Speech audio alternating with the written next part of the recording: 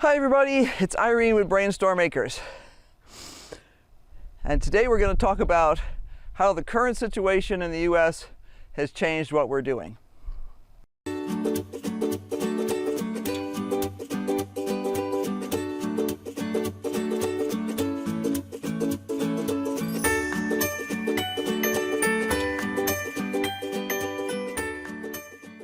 So what else are we doing in preparation or in anticipation or in whatever you want to call it for what's going on? Well, we have been doing some experimentation. The Great Pea Extravaganza of 2020 is part of that experimentation, although honest to gosh, we had planned to do it anyway this year, so we just made sure we did it. I mean, sometimes you have plans and you're like, oh, yeah, I'll get around to it, and sometimes you don't. But this year, our biggest change is we're really trying to make sure that if we had plans to do something to upgrade our system, we are making sure it happens. We want to make sure that we're not caught with our pants down. We have a couple of friends who consistently squall on Facebook about hoarders. Oh, these hoarders, these hoarders, these hoarders. Well, what has become painful obvious is that a lot of people don't understand how our modern shipping system works. You know, when you had a general store back in 1880, they got in as many supplies as they could at one time, and they kept them in a storeroom in the back. And that storeroom would be jam-packed with everything that they could cram into it. That is not how the modern grocery store system works. Today we are all about just-in-time delivery. And we've seen this before when there was just a storm coming. You'll get any place in the United States where you have bad weather, and I think that's every place these days, you'll occasionally get situations where everybody knows that there is a big storm coming. We used to see this all the time when we lived in Maine and Massachusetts. There'd be a storm coming, and if you didn't get to the grocery store pretty quickly after that storm was announced, you didn't get anything because people would buy extra supplies. And even if you don't see that where you live, have you ever noticed that when there's been a really bad storm somewhere in the Midwest and you live between, you're somewhere between, that storm is between you and your supplier, all of a sudden whatever that supply is, they don't have it in the grocery store. It's because they have about 3 or 4 days, maybe 5 days in some cases, of stuff at the grocery store. They don't have a warehouse out behind. Most grocery stores have very little back storage. They have enough to last 3, 4, maybe 5 days. And when it is gone, they have to wait for another shipment. And we've seen a couple of times in the last 2 years here where there was a big snowstorm that just really shut down trucking throughout a lot of the United States. And all of a sudden, there wasn't a lot in the grocery store. Now, we have been aware of this for, oh gosh, 20 years, maybe more, that this was how the current supply systems were working. When we were first married, we were broke. I mean, yeah, no bucket if you know what I mean. And anytime we did have money, we would stash some extra groceries. Now, I'm not talking, you know, a warehouse full of groceries. Mostly we lived places that were pretty small. But we buy an extra 5-pound bag of rice or something like that. And that was a really good plan because if one of us lost a job suddenly or something, the car broke or whatever happened, we were not suddenly in big financial trouble. And as time went on, our ability to keep pantries kind of waxed and waned. But in general, that was something that we became really fond of. We really felt a lot more comfortable when we had more stuff on hand. You know, I have talked to people and tried to convince them when this whole thing started that they should put in just a few more stores. I'm not talking about buying, 25-pound bags of flour, although we do buy our flour in 25-pound bags because we bake all the time. But for people who don't bake, buying that much flour is probably silly. It'll probably spoil before you can use it, especially if you don't have a mechanism to store it properly. But just pick up, a couple of extra rolls of toilet paper, make sure you have all your meds, a couple of extra cans of ravioli if you eat that sort of stuff. Whatever it is that you like to eat, throw a little extra in the freezer. Yeah. I couldn't convince some of the people at all. They just made fun of this. Oh, it was just hype, it was just fake news. Well, you know what? It's not fake news. If you want to hear about no toilet paper, ask the people in Hawaii about what happened in 1971. I was reading an article about this the other day. Hawaii is completely dependent upon ships to bring in an extremely large percentage of their goods. They do not grow enough on the island to feed themselves. And they certainly don't grow toilet paper and other things like that. Well, in 1971, the longshoremen, the guys who unload the ships, the cargo ships, went on strike. They went on strike all over the United States, and Hawaii was just one of those sidebars. You might be able to get a truck to drive from a factory where they make toilet paper to wherever you live. So it was an inconvenience. There were a lot of things that went short. To be honest, I tried to remember if I even remembered this. But I was a freshman in college, so I was just a little busy. And I don't ever remember there being a toilet paper shortage at college, which would have been the only thing that I would have remembered. But to be honest, they probably bought it by the truckload because it was a college. So you would buy industrial quantities that came in by truckload. You would get pallets and pallets of stuff, so you never even got close to being short. I'm not suggesting that people buy pallets and pallets of anything. But I'll tell you what, the last time we went to a big box store, we were able to get, we were trying to remember if it was a 20 or 25 pound bag of flour, don't remember.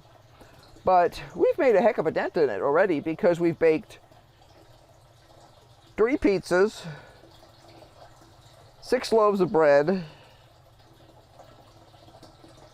2 batches of English muffins, no, 3 batches of English muffins, a big batch of bagels. Didn't even make any cookies. But we've already made a good sized dent in that. Now we've got another big pile of dough sitting in the fridge right now.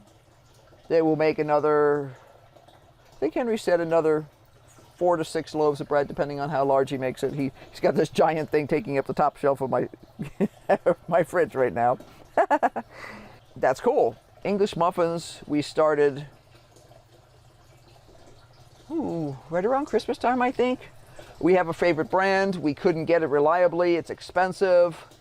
If they didn't, it doesn't have any preservatives in it, so if they didn't handle it right in the grocery store, sometimes it would spoil quickly. And I said, I used to bake crumpets and bagels and English muffins and all kinds of other stuff when the kids were little, just for fun with the kids. I also have a recipe for crackers, all kinds of stuff like that.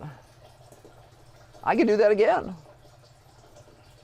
And I guess that sort of summarizes a lot of what's going on at our place right now. Henry and I were both part of the Back to the Land movement to some extent or another. Starting as early as high school, college, and into our early married life. So we had a lot of skills that we had developed. We were interested in baking, and not just, a brownie mix, although I know people who can't bake a brownie mix reliably. We put our minds to it many, many years ago to develop skills. Even our daughter, when she was in junior high school, worked on a farm in the summertime. She can milk a goat. I've collected eggs. Never milked a goat, but I know the premise behind it, and I could work it out if I'd had to. We did own a goat, but unfortunately we had to sell her before she kidded because we had to move. But we developed skills. We developed basic woodworking skills. We developed metalworking skills. My husband's more the metalworker in terms of big stuff. I'm more the woodworker, but we're both capable of both. I can solder. He can weld to some extent. He keeps promising to teach me. We'll get around to it one of these days.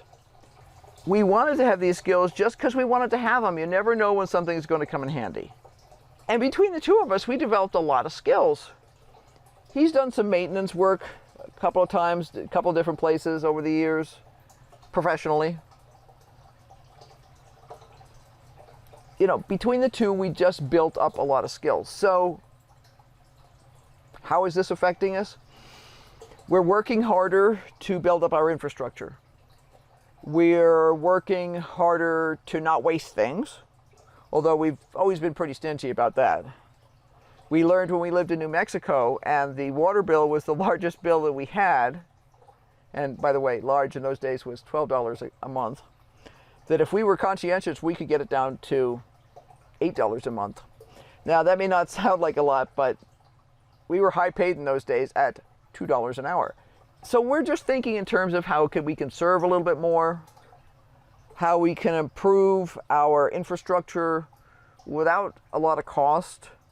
I sorted all the pipe fittings and stuff that we have for PVC pipes and stuff like that in the greenhouse yesterday. And Henry made a run to town. He picked up some missing pipe fittings, things that we need in order to be able to upgrade the irrigation for the garden. So think about it. Think about what you can do to economize, reuse, repurpose. Do you have a rain barrel sitting around that you've been meaning to get hooked up, but you just haven't bothered to? It's not brain surgery. If you already have gutters and downspouts, it's really pretty easy to hook that up to your rain barrel. If you don't, well, you may need to install them, something. But first time I ever put up gutters was in California. I read the instructions and did it by myself. My kids were at school, so I wouldn't get bugged. My husband was at work, and he came home, and I had the gutters up. You know, I was not working with continuous gutters. I was working with the plastic gutters. So I just read the instructions on how to do it, and I did it. It's just not that hard. You could do it. If you can use a screwdriver, a saw, a hammer, you can do this. And that's what people need to learn to do. They need to do some of their stuff. The number of people that I run across on a daily basis who couldn't knock their way out of a wet paper bag if their life depended on it, it's pretty sad. And that's just totally not what we see in the homesteading community most of the time. Most of the people are pretty competent. Although I do see people who move out to the country who really don't have the skills, and that's usually a disaster. They usually don't last too long. We always say out here that if people last 6 months, they'll probably stay, especially if they've lasted a winter. So we had to learn how to figure out how to do things. And I have to admit, if my washing machine makes a funny noise, I get really nervous. Because the last time we didn't have one for a month because it broke. And we discovered that they don't make them anymore. So he had to buy used parts in order to repair it. But the companies, he said that the actual company rep told him that, well, the millennials want new things every couple of years, so they're not making any of the stuff to last anymore. They figure they'll want a new turquoise one next year, so they're going to make them in more colors, and they're going to, you know, make them drop dead in 2 or 3 years, and forget about those 10-20-year warranties we used to get and all that kind of stuff. And oh, you can't get the parts because we don't make them anymore. That's the problem. Oh, and half of our parts or more are made overseas now. That's an even bigger problem. Anyway, I'm rambling. My water level is now right there. So we are almost done with this project. Not sure what I'll do next, but there's plenty to do. I planted a few more seeds yesterday. I decided that putting a few pak choi seeds in with in one of the buckets that I had some of my kohlrabi growing in. Would be a great idea. The pak choi that I transplanted the other day is going totally gangbusters. And I have some other pak choi that is now big. Not big enough to transplant yet, but I'm really looking forward to that, and I'm going to try and be on it. We have 38 tomatoes up in the great room in the house, and I think this coming week we'll probably plant some more something. I'm just not sure what. We have to assess what we have for supplies, and then we'll be working on that. So, I hope this helps you. I'm not trying to freak anybody out. I'm just trying to let people know what we're up to, and maybe make people think about what they can do. We've been experimenting recently with some microgreens, and we're going to be experimenting again with sprouts. That's not an experimentation for us. We did sprouts a billion years ago, so that's just dragging out the old memory stuff. And this time when we do sprouts, we won't have to do, we used to do a canning jar, in those days it was probably a mayonnaise jar, with a nylon stocking and a rubber band over the top. And then we eventually upgraded to a canning jar with a nylon stocking and a ring. So until next time, have a great day. Be sure to hit that like button, subscribe, hit that notification bell so you can know what's happening, and take care. Bye.